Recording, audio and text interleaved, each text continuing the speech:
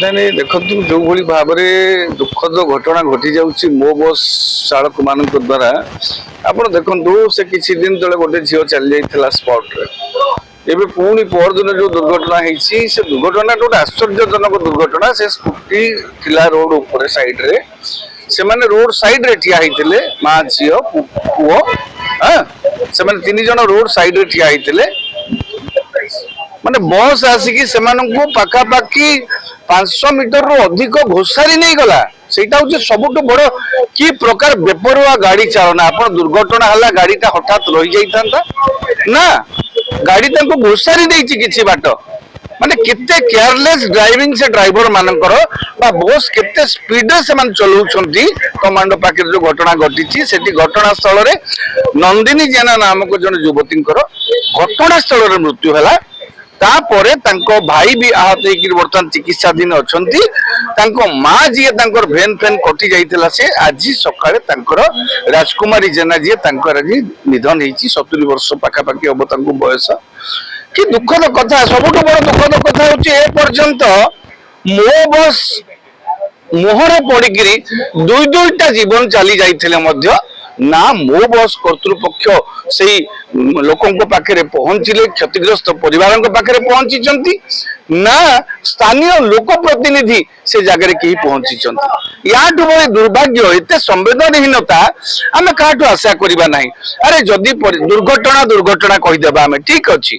दायित्वहीनता दिग को पर को जीवा किंतु दुर्घटना घटिक जिते दुई दुई जनकर जीवन पलैलानी से समय जो मो बस संस्था एभली अघटन घटाऊँच ड्राइवर से क्षतिग्रस्त परिवार पाखे कर्तृपक्ष पहुंची पारे समवेदना ज्ञापन करने अमानवीय मानसिकता केमी हो परिवहन कर्तृपक्ष स्थानीय लोक प्रतिनिधि जो मैंने भी अच्छा जी से पहुंचिक प्रतिनिधि पहुंचिक पद समवेदना ज्ञापन कर सहायता न्याय देवा तो बड़ कथा एवं दुर्भाग्यजनक घटना बारंबार भुवनेश्वर घटुले मो बस कर्तृपक्ष ए दिग प्रति आदौ दृष्टि दौना ड्राइवर मानक बेपरुआ गाड़ी चलन विरत रही कौन प्रकार सेमिति आखि दृश्या पदक्षेप नौना एभली अघटन घटी चलुची याठू बड़ी दुर्भाग्य आउ किछि नाही आमे लोकन को परिवहन सेवा जोगैले सुविधा से पहुंचीबा पाई किंतु सेमाने रास्ता कड़े ठिया होती आपण से माड धक्का कर देकी घोषारिकी नहीं जाऊँगी बस एटा कि प्रकार गाड़ी चालना एटा रास्ता कड़े ठिया होती तुम रास्ता ठिया नथिले रास्ता कड़े ठिया होती आप रास्ता कड़े ठिया होता लोक घोषारिकी नहीं गले दुई दुई जन जीवन पड़ेगा ये कि प्रकार बेपरुआ गाड़ी चालना परिवहन विभाग और नगर उन्नयन मंत्री ये संपर्क में जो बारंबार अघटन घटुची ये जो परिवहन सेवा लोक को सेवा देवाई ये तो मृत्यु द्वार को ठेली दौर लोक को लगातार भाव में बड़ी घटना घटुची प्रति निजे कृष्ण महापात्र एवं परिवहन मंत्री जे अच्छा जी जेना बाबू श्रीजुक्त जेना से तार संज्ञान नियंतु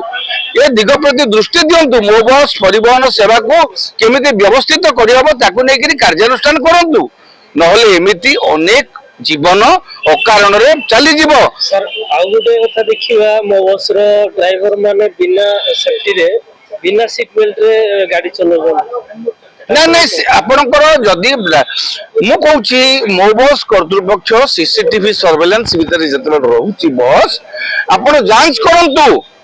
माने नियम उल्लंघन करुछंती ड्राइवर माने केते स्पीड रे गाड़ी चलाउछंती ड्राइवर सीट बेल्ट सेमानकर जा सुरक्षा कवच सेमान व्यवहार करुछंती कि नहीं से सब दिग प्रति गोटे रीतिमत तर्जमा हो रीतिमत व्यापक तर्जमा करी एभली अघटन को रोकिया पे चेष्टा करा जाऊ आ अंतत मानवीय संवेदना टिके ज्ञापन करा जाऊ दीदीटा गोटे परिवार रो मां झियो दुई दुई जन नंदिनी जेना राजकुमारी जेना दुई दुई जनकर परिवार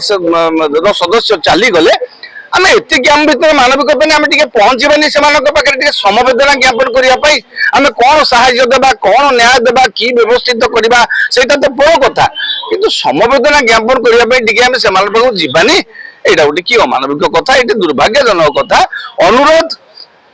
समवेदना ज्ञापन करवा न करवा से व्यक्तिगत व्यापार सरकार करेंगे कि नहीं परिवहन विभाग करिबो कि नहीं क्या समवेदना ज्ञापन करने आम क्या बाध्य करि परिबा नहीं किंतु अनुरोध करवा ମୋ ବସ୍ ସେବାକୁ ବ୍ୟବସ୍ଥିତ କରିବା ପାଇଁ